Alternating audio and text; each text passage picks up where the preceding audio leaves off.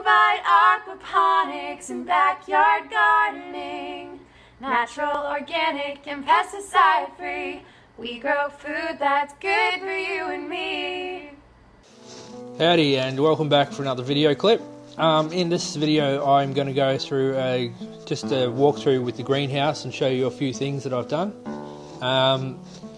I think it's Nate, correct me if I'm wrong in the comments, he made a blue barrel designed aquaponics system where the blue barrel is cut horizontally and then the other end of the barrel is like a divot where it sits in. You'll see in a minute in the clip.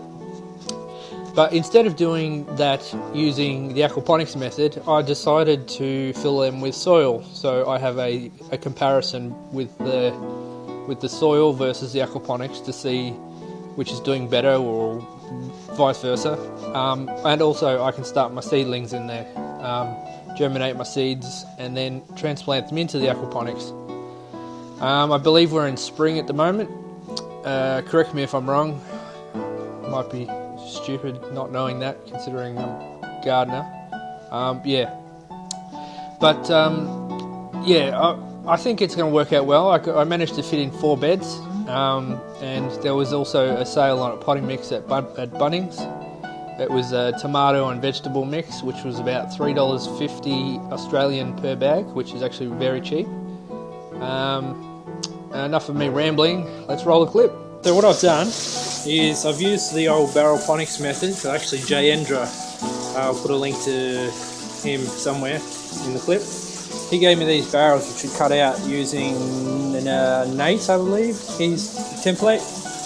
And instead of doing these as aquaponics, I thought, well, they'd make perfect seedling beds, especially in the greenhouse and the temperatures are dropping. So I filled them up with soil, planted them out with my seedlings. I've got all kinds of things in there, and I've also got another 2 over here in the corner of the greenhouse which I've just put in. Now that's full of spinach and coriander, and the one at the back is full of peas, snow peas. While we're in here, I may as well have a look at the greenhouse. Haven't done that for a bit. The aquaponics, I should say. Everything's still chugging along nicely. Marigolds have died off a bit, but oh well. The grapevine's going a bit yellow, but I'm guessing that's to do with the out of season. A few clips back you would have seen that I put eggshells, a lot under each of these inlets. Most of that's been eaten up, especially in this bed, just all gone. Lettuce, I mainly grow that just for the chooks to supplement their food. There's a chilli in the middle, which I should pick, some strawberries in the back, strawberries in the front and over here.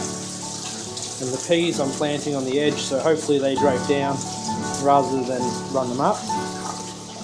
More strawberries, some capsicums, some silver beet. I've got raspberry vine growing up through there, which is going up the back wall. Some more chilies, lettuce, some capsicum of different varieties. I'm pretty sure that's a blackberry up the back. Also another berry up here, I can't think of its name, but it's like a hybrid berry. And then some rainbow chard, lovely silver beet. I mean, look at that. You can't buy it like that. It just feels like plastic. And this chili plant has gone absolutely mental. It just does not stop fruiting. So if anybody's interested in some of these seeds, I don't know the variety, but they go hammer and tongs through summer and winter. Nice, they're not too hot, but they make excellent sweet chili sauce. And over the back are some store-bought, spring onions that we've just planted.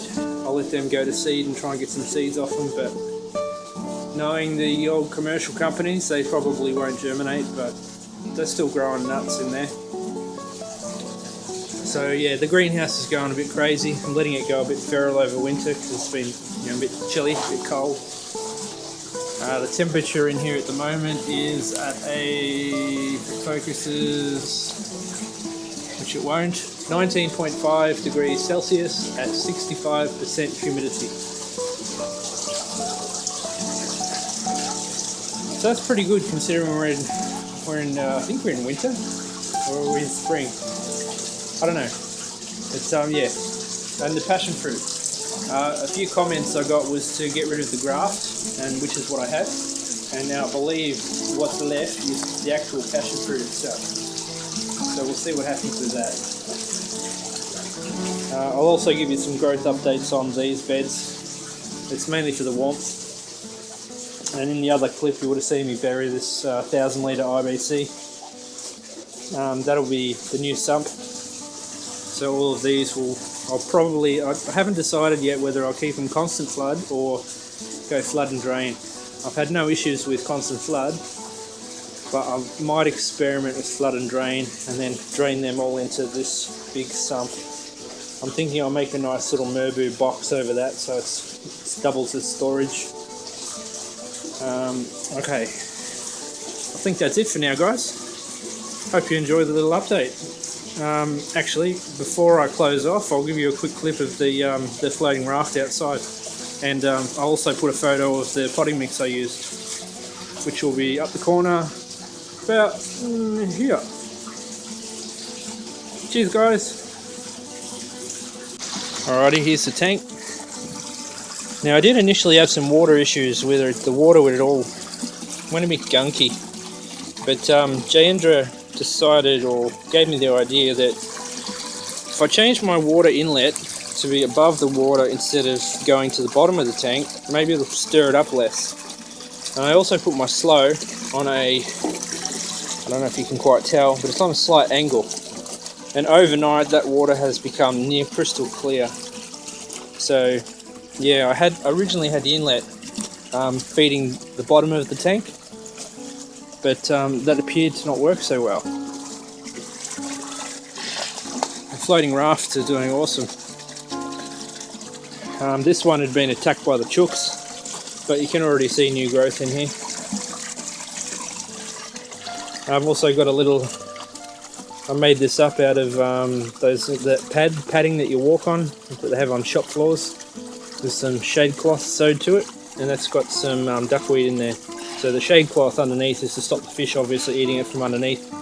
And then once that gets chockers, I'll just get a handful and throw it in for the fish. Some nice greens for them.